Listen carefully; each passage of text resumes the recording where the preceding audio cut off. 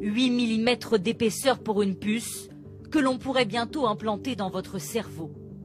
Neuralink, la start-up du milliardaire Elon Musk, vient d'obtenir l'accord des autorités sanitaires américaines pour tester sur des humains les implants cérébraux.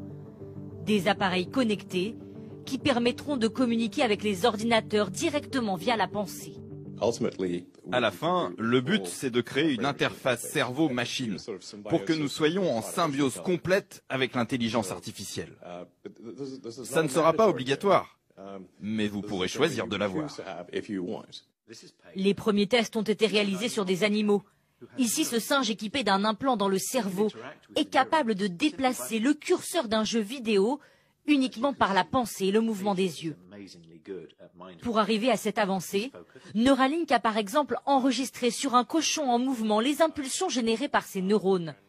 L'implant est capable alors de comprendre l'activité musculaire de l'animal et pourrait la recréer via une machine. De quoi redonner de l'espoir à de nombreuses personnes paralysées. Des personnes paraplégiques qui ne pouvaient plus marcher pourraient à nouveau se tenir debout et même déclencher des mouvements de pas, voire même monter des escaliers. Et puis enfin, des paralysies de la voix, paralysie qui empêche de parler. Et bien là aussi, avec l'implant, on pourrait déclencher la parole simplement par une volonté psychique de déclencher cette parole.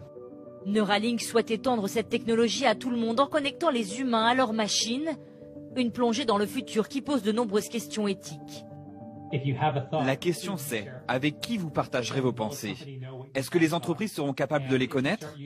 Si vous utilisez ces interfaces avec les machines pour jouer à un jeu par exemple, ou sur des applications, comment vos pensées deviendront des données dans le futur? C'est une question cruciale. Plusieurs compagnies ont investi sur ce marché.